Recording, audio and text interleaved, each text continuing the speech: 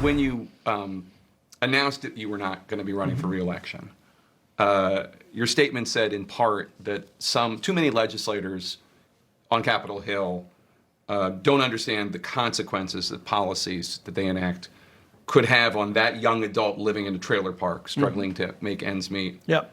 You were that young adult at Yeah. one point. I don't know how many people here know that about you, that you come from humble circumstances.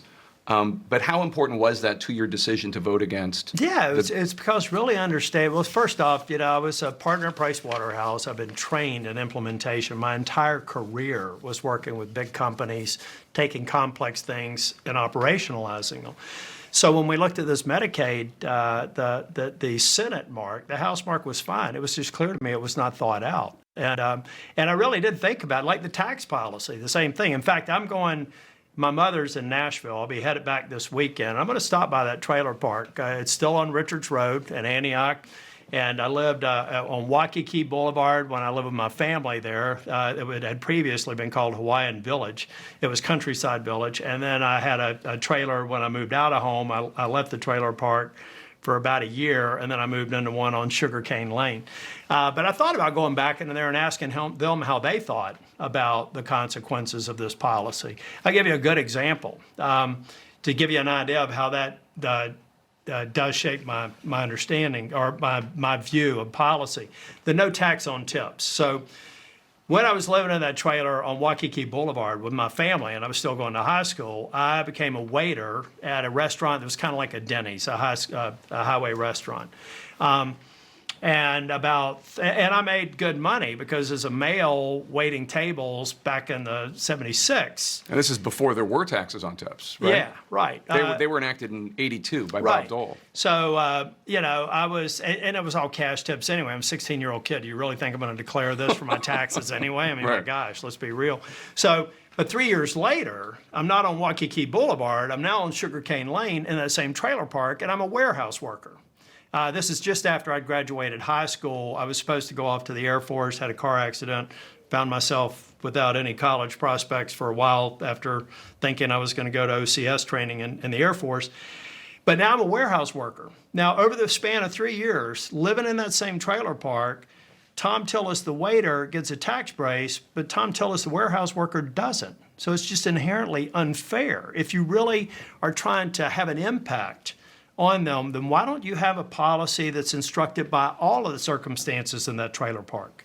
And similarly, I'm sure that there are a lot of people that are Medicaid eligible in that trailer park today. The one footnote is, Jelly Roll, the country music singer, he grew up in that trailer park too, about 20 years removed. I found that out when I asked him questions in a hearing up here. But yeah, I do look at where I came from, and I try to always think in terms of how does it affect people that are on that bubble too. And when you had your conversations with President Trump on text and on the phone, you were telling him that you thought his advisors were not giving him the full truth about what the Senate bill would do. Absolutely. And I've told the president a number of times that I very seldom believe I've ever disagreed with him. But I have disagreed with bad advice that some of his advisors are giving him, whether it's on a nominee or whether it's on policy. I told the president that the House mark was great. The House mark dealt with work requirements, saved $800 billion. There's only a $200 billion delta between the Senate mark, which was largely requested by staff in the White House. It wasn't the brainchild of any one member that I can find here, but it does so much damage. It just wasn't thought through. And hopefully we can convince them that we have to fix it. And that we can either fix it with a bipartisan bill coming up or the ACA extensions or some way we need to fix it. Otherwise, I told the president, I really do believe it could be his Obamacare. Because of the promise that he made that was not true, if you like your doctor, you can keep your doctor. And now it's like, if you like Medicaid and you're eligible, you can keep it. That's fundamentally untrue because the funding mechanisms are probably going to take people who are eligible for it off of it over time, or it's going to create an enormous unfunded mandate on the states in a time frame that they can't absorb. In North Carolina, the estimate is nearly $26 billion over 10 years. Now, people say, well, we've delayed it for a year. I said, the numbers are still the same. It's a Right. 10-year hit. But and then pretending like it won't have political consequences.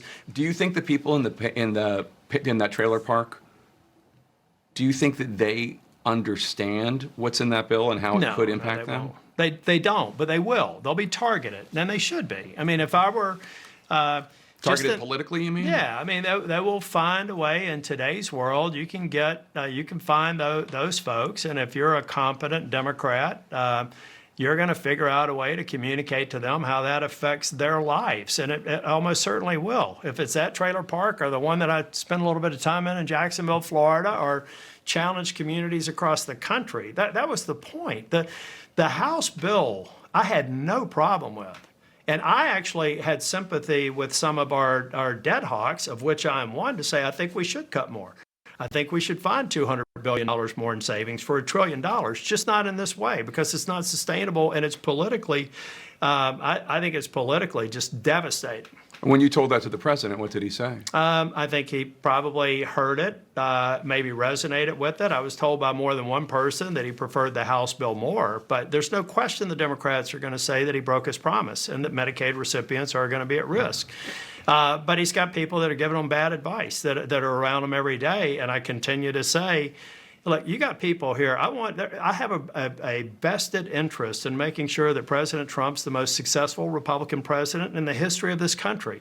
I was a Republican long before President Trump was, and I'll be a Republican for the rest of my life. I built a majority in North Carolina. I want to see that that successful streak and all the benefits that have occurred in North Carolina occur and continue. And so you have to be able to tell truth to power. That's our job. And that's exactly what I attempted to do last week, and that's what I'll continue to do. And I'll continue to work with the president if he chooses to. I'm a transaction guy. Completely believe they missed the mark on this one. His advisors got it wrong. Off to the next transaction. Let's fix this or work on something else. There are plenty of things where we agree. The Wall Street Journal reported that when he made his final pitch to you, you said, I can't effing do that.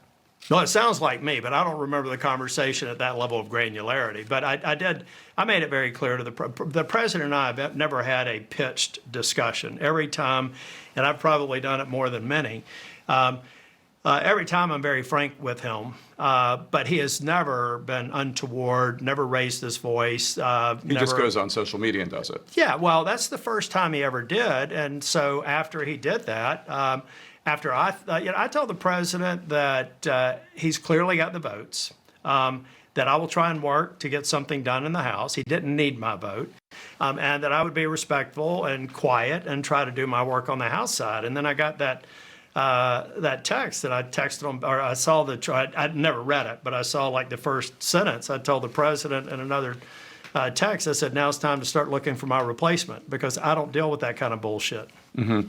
And what did he say to that? He texted back, I am, and I think subsequent to that, he started taking interviews. He needs to, because it's going to be a tough race in North Carolina. We got to get a good candidate, and I'm committed to helping the president get that candidate elected.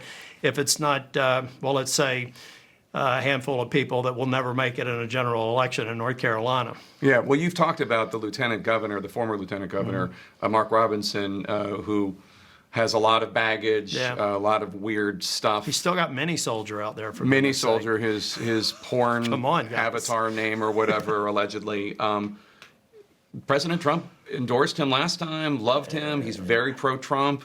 What happens if Trump gets behind him? I think it'd be devastating. And if you noticed, before the revelations of Mini Soldier and everything came out, Mark Robinson was not on the stage any longer. So I think the president probably got the right intel that it was not a good idea to call him Martin Luther King ×2. He is a disgrace to Martin Luther King's legacy.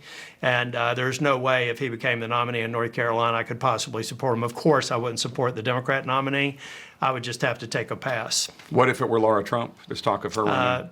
They've all got to decide. You know, our state is very difficult for Republicans to win. In both cases, I've won by fewer than 2 points. So they need to be really smart about the name on the ballot and the profile on the ballot to have an opportunity to win. It would have been a very difficult race for me. You know, Jake, you've been following elections a lot longer than I have. On election day, I've never been closer than 2 points behind my opponent, and we pulled it out in both cases. But this is going to be a tough race for someone. They need a good, solid business, right-of-center conservative to match up against whoever it is, and now it looks like it may be Governor Cooper. Governor Cooper, who's pretty popular, two-term governor, managed to have a decent profile in North Carolina and leave the state pretty popular. Yeah.